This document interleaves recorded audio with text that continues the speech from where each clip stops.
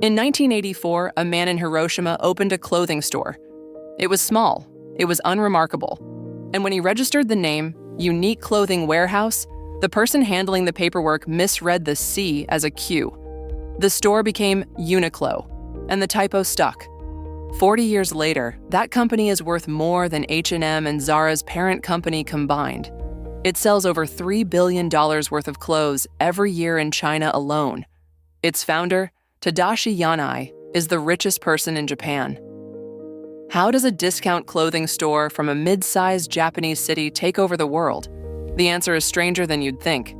Because Uniqlo didn't win by being fashionable. It won by refusing to be. Most people think the clothing industry works like this. A designer creates a trend, a brand manufactures it, a store sells it, and a customer follows it. The cycle repeats every season.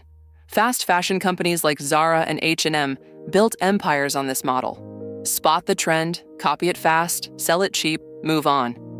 Uniqlo looked at that model and said no. Instead of chasing trends, Uniqlo made a bet on basics. Plain t-shirts, simple jeans, solid color socks. The kind of clothes nobody notices, which is exactly the point. But here's what separates Uniqlo from every other basics brand: the technology. In 2003, Uniqlo partnered with Toray Industries, one of the world's largest chemical companies, to develop a fabric called heat tech. It uses body moisture to generate warmth.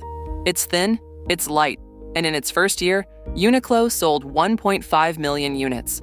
By 2012, they were selling 100 million units per year. 100 million of an undershirt. Then came ARism, a fabric engineered to wick moisture, reduce odor, and regulate temperature. Then ultra-light down, a winter jacket that folds into a pouch the size of a paperback book. These aren't fashion items, they're engineered products. And that distinction is the entire strategy. Uniqlo calls it lifewear. The concept is simple. Clothes should be functional components of daily life, not expressions of status or trend. It's the opposite of what every other major brand was doing. But strategy alone doesn't explain the scale. What explains the scale is the system behind the clothes. Uniqlo operates on what the industry calls a SPA model, specialty store retailer of private label apparel. That's a complicated way of saying they control everything: design, fabric sourcing, manufacturing, distribution, and retail, all under one roof.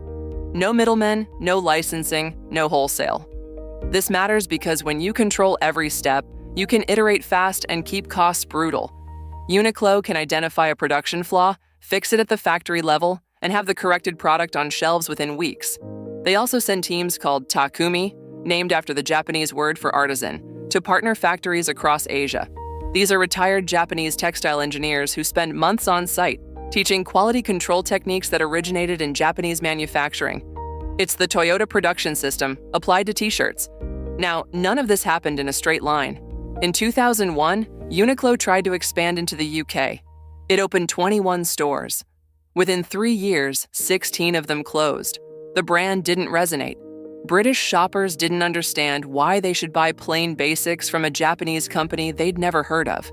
In 2005, Uniqlo opened in a suburban shopping mall in New Jersey. It flopped. American consumers walked right past it. Yanai's response was not to retreat, it was to reposition. In 2006, Uniqlo opened a massive flagship store in Soho, Manhattan, a global design hub, high foot traffic, fashion-conscious consumers who understood minimalism. It worked. The Soho store became a cultural signal. Suddenly, Uniqlo wasn't a discount store. It was a design-forward basics brand. The perception shifted, and the expansion restarted. But the real growth story isn't the United States, it's China.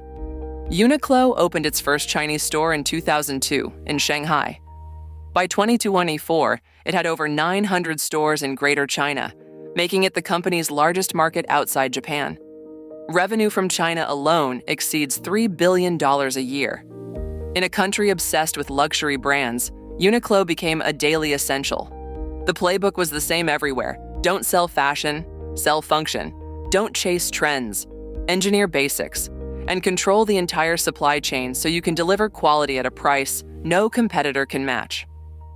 Today, Uniqlo's parent company, Fast Retailing, operates more than 3,600 stores worldwide in over 25 markets.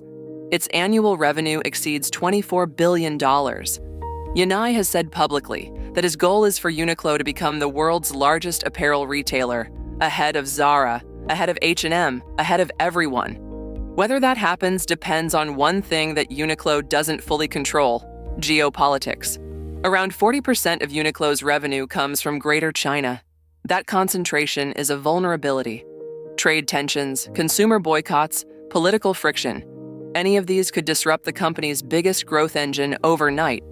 Uniqlo has already faced pressure over allegations related to cotton sourcing from Xinjiang, and navigating those politics without alienating customers in China or the West is becoming harder every year. But zoom out, and the lesson is clear. Uniqlo didn't win by being the cheapest. Walmart is cheaper. It didn't win by being the most fashionable. Zara is more fashionable. It didn't win by being the most accessible. H&M has more stores. Uniqlo won by being something none of them are: boring on purpose. It turned the most forgettable category in fashion, basics, into a technology platform. And it did it by controlling the entire chain, from chemical fiber to checkout counter. The typo in the name was an accident. Everything else was engineering. If you found this interesting, subscribe. We break down how companies and countries get the fundamentals right, or wrong. Drop your requests in the comments. I read all of them. Thanks for watching.